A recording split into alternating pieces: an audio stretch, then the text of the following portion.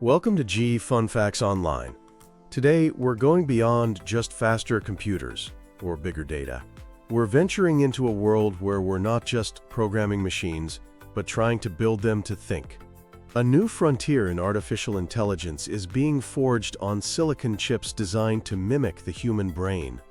This field is called neuromorphic computing, and at its very cutting edge stands a revolutionary machine from China, the Darwin Monkey supercomputer. With a staggering 2 billion artificial neurons, it's a machine that hints at a future where the line between biological and artificial intelligence begins to blur.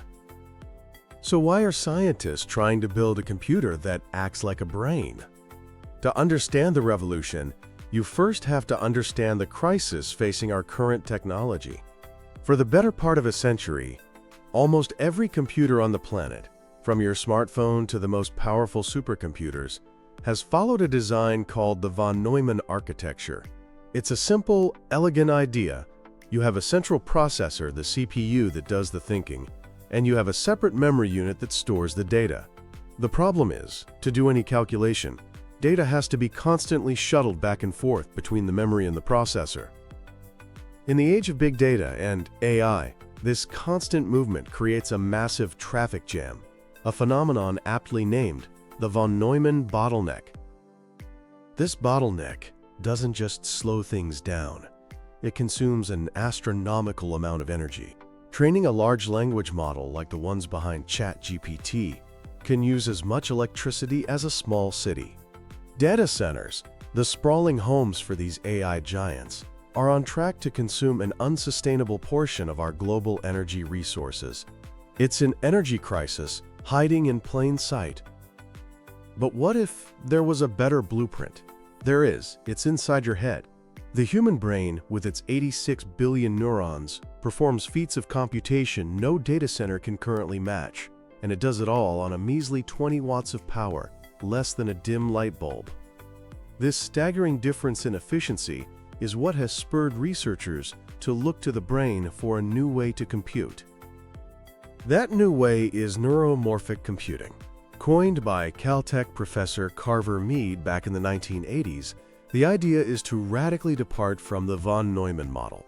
Instead of separating processing and memory, neuromorphic systems aim to co-locate them, mimicking the brain's distributed architecture where computation and memory are intertwined. These brain-inspired systems operate on a few core principles. First, they use massively parallel processing. Just like the billions of neurons in your brain work simultaneously, neuromorphic computers use a huge number of simple artificial neurons that all work in concert. Second, they are event-driven. Unlike a traditional computer that runs on a constant clock cycle, a neuromorphic system only computes when an event, like a signal arriving, triggers it. It computes what matters, when it matters, which is a key reason for its energy efficiency.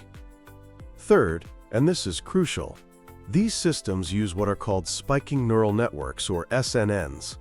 The brain doesn't communicate in binary code. It uses a language of electrical pulses, or spikes. SNNs do the same. Information is encoded in the precise timing of these spikes, allowing for a much richer and more biologically realistic way of representing data. And finally, there's synaptic plasticity. This is the brain's ability to learn by strengthening or weakening the connections between neurons. Neuromorphic systems aim to do this right on the chip, allowing them to adapt and learn from experience. While the term is from the 80s, the idea is older. Pioneers like Alan Turing dreamt of thinking machines in the 40s. Over the decades, projects like IBM's True North chip and Intel's Loihi chip laid the groundwork, creating small-scale processors that proved the concept was possible. And that brings us to the star of today's show. In 2025, researchers at China's Zhejiang University, led by Professor Pan Gang, unveiled a machine that sent ripples through the AI world, the Darwin Monkey, also known as Wukong, after the mythical Monkey King. What makes Darwin Monkey so special is its sheer scale. It packs over 2 billion artificial neurons and more than 100 billion artificial synapses. At the time of its announcement, this made it the largest neuromorphic system in the world, roughly on par with the neural complexity of a macaque monkey's brain. This was an exponential leap from their previous project in 2020, the Darwin mouse, which had about 120 million neurons. From a mouse brain to a monkey brain in just 5 years shows how fast this field is moving. The heart of the Darwin Monkey supercomputer consists of 960 custom-designed neuromorphic chips called Darwin 3.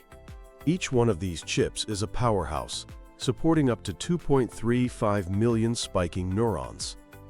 The chip's architecture is a two-dimensional mesh of computing nodes, allowing for that massive parallelism we talked about. But the real innovation is deeper. The team developed a novel instruction set architecture, or ISA, which is the fundamental language a processor understands. This special-purpose ISA is designed to efficiently describe a wide variety of neuron models and learning rules. This gives researchers the flexibility to experiment. Another clever trick is how it handles connections. To represent the trillions of connections in a biological brain, you'd need an impossible amount of memory. The Darwin 3 chip uses an innovative connection compression mechanism that drastically reduces the memory needed, allowing a single chip to support a large, densely connected network of neurons. So how does it mimic a monkey brain? By running those spiking neural networks on a massive scale, it can simulate the complex flow of information as spikes travel through different brain regions, making it an incredibly powerful tool for neuroscientists. But it doesn't just simulate, it learns. The Darwin 3 chip supports on-chip learning, most notably a rule called spike timing dependent plasticity, or STDP. This rule strengthens or weakens connections based on the precise timing of spikes. In essence, it follows the principle that neurons that fire together wire together. This ability to learn from experience is a crucial step towards creating truly intelligent, adaptive systems.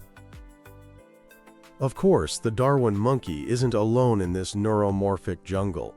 Its most direct competitor is Intel's HoloPoint system. When it was unveiled in April 2024, HoloPoint was the record holder with 1.15 billion neurons. The Darwin monkey nearly doubles that neuron count. However, comparing these systems isn't as simple as comparing traditional supercomputers. Their performance is highly task-dependent.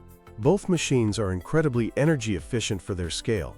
The Darwin monkey runs on about 2,000 watts, while HoloPoint maxes out at 600 watts. For supercomputers of this magnitude, those numbers are astonishingly low. This friendly competition, along with work from IBM, the Spinnaker project in the UK, the Brainscales project in Europe, and numerous startups, is what drives the whole field forward. So what's the point of all this? Where is this technology heading? The potential applications are transformative.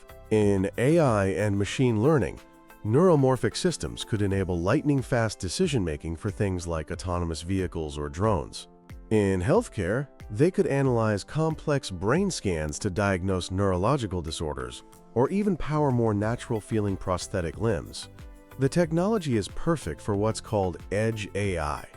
Because these chips are so low power, they can bring powerful AI directly onto your personal devices, your phone, your watch, your smart home sensors, without needing a constant connection to the cloud and without draining the battery.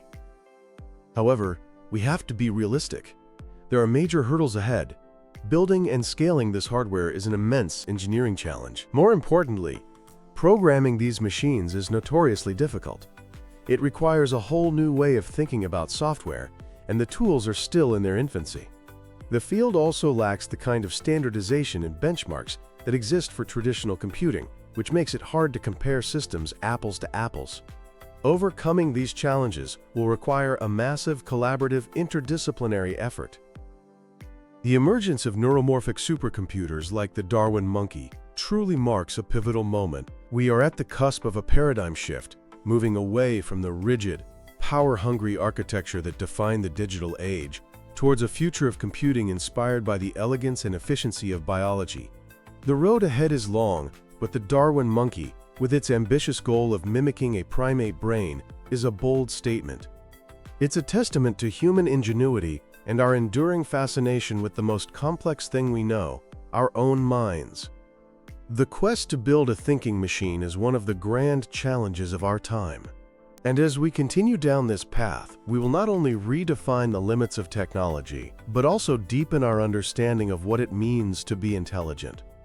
The Darwin Monkey is a monumental step on that journey, a powerful reminder that the future of AI may not be found in the server farms of today, but in the intricate and beautiful dance of spikes in a silicon brain.